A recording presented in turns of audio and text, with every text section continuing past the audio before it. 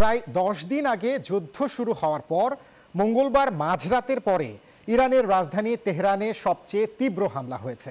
এতে অন্তত 40 ইরানি নিহত হয়েছেন। এমন পরিস্থিতিতে ইসরায়েলের প্রধানমন্ত্রী নেতানিয়াহুর মৃত্যুর গুঞ্জন এই যুদ্ধকে ভিন্ন মাত্রায় নিয়ে যাচ্ছে।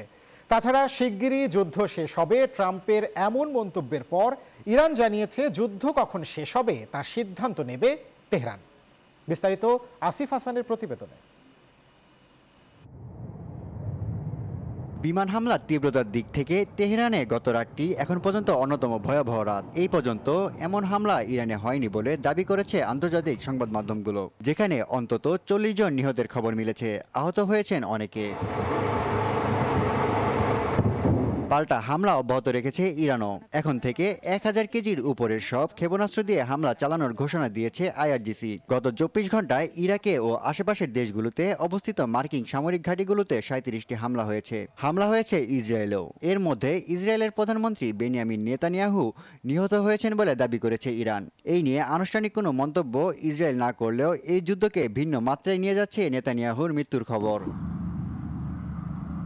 এদিকে পরিস্থিতি নিয়ন্ত্রণের বাইরে নয় দাবি করে মার্কিন প্রেসিডেন্ট ডোনাল্ড ট্রাম্প বলেছেন শীঘ্রই বন্ধ হবে ইরান যুদ্ধ। তবে ইরানের পার্লামেন্টের স্পিকার মোহাম্মদ বাঘের গালিবাফ বলেছেন যুদ্ধ বন্ধের সিদ্ধান্ত নেবে কেবল তেহরান, অন্য কোনো দেশ নয়। ইরানের পররাষ্ট্রমন্ত্রী আব্বাস আরাকচি বলেছেন মধ্যপ্রাচ্যের যুক্তরাষ্ট্রের ঘাঁটি ও সামরিক স্থাপনাগুলোকে লক্ষ্য করে ড্রোন ও ক্ষেপণাস্ত্র হামলা নিক্ষেপ যতদিন প্রয়োজন ততদিন হবে।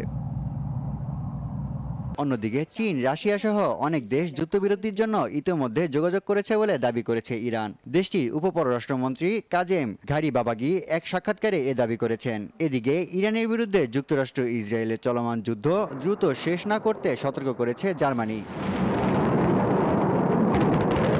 Asif Hasan, news desk, channel 9।